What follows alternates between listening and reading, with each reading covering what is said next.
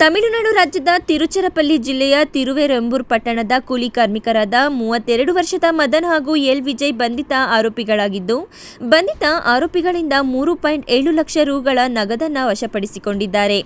ಬಾಗೇಪಲ್ಲಿ ಪಟ್ಟಣದ TB ಕ್ರಾಸ್ನಲ್ಲಿರುವ APMC ಮಾರುಕಟ್ಟೆಯಲ್ಲಿ writer ಆಗಿ ಕೆಲಸ ಮಾಡುತ್ತಿದ್ದ ಸಿಎನ್ ಪ್ರಸಾದ್, ಪಟ್ಟಣದ ಡಿವಿಜಿ ಮುಖ್ಯ ರಸ್ತೆಯಲ್ಲಿರುವ ಇಂಡಿಯನ್ ಓವರ್ಸೀಸ್ ಬ್ಯಾಂಕ್ನಲ್ಲಿ ಸೆಪ್ಟೆಂಬರ್ 27ರಂದು ಚಿನ್ನಾಭರಣ ಅಡಮಾನ ಇಟ್ಟು ಚಿನ್ನದ ಸಾಲವನ್ನಾಗಿ ಪಡೆದಿದ್ದ 4 ಲಕ್ಷ ರುಗಳನ್ನು ತನ್ನ ದ್ವಿಚಕ್ರ ವಾಹನದ ಬ್ಯಾಗ್ನಲ್ಲಿಟ್ಟುಕೊಂಡು ಎಪಿಎಂಸಿ ಮಾರುಕಟ್ಟೆ ಬಳಿ ಬಂದು ಕೆಲಸ ಮಾಡುತ್ತಿದ್ದ ಕಚೇರಿಯೊಳಗೆ ಹೋಗು ಬರುವಷ್ಟರಲ್ಲಿ ಹಿಂಬಾಲಿಸಿಕೊಂಡು ಬಂದಿರುವ ಇಬ್ಬರು ವ್ಯಕ್ತಿಗಳು ವಾಹನದ ಬ್ಯಾಗ್ನಲ್ಲಿದ್ದ ಹಣವನ್ನು ಎಗರಿಸಿದ್ದಾರೆ.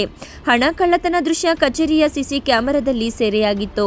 ಪ್ರಕರಣ ದಾಖಲಿಸಿಕೊಂಡ ಬಾಗೇಪಲ್ಲಿ ಠಾಣೆ ಪೊಲೀಸರು ಜಿಲ್ಲಾ ಪೊಲೀಸ್ ವರಿಷ್ಠಾಧಿಕಾರಿ ಕುಶಲ್ ಚೌಕ್ಸಿ ಮಾರ್ಗದರ್ಶನದಂತೆ ಬಾಗೇಪಲ್ಲಿ ಠಾಣೆ ಪೊಲೀಸ್ ವೃತ್ತ ನಿರೀಕ್ಷಕ ಪ್ರಶಾಂತ್ ವರ್ಣಿ ನೇತೃತ್ವದಲ್ಲಿ 2 ಪ್ರತ್ಯೇಕ ತಂಡಗಳನ್ನು ರಚಿಸಿ ಅಂತರ ರಾಜ್ಯ ಕಳ್ಳರ ಪತ್ತೆಗಾಗಿ ಕಾರ್ಯಾಚರಣೆ ನಡೆಸಿ ತಮಿಳುನಾಡು ಮೂಲಕ ಇಬ್ಬರನ್ನ ಬಂಧಿಸಿ ನ್ಯಾಯಾಂಗ ಬಂಧನಕ್ಕೆ ಒಪ್ಪಿಸಿದ್ದಾರೆ.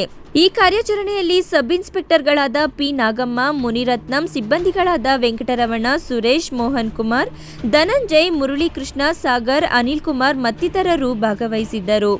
P Manjunath Reddy, MM TV news, Bagepalli.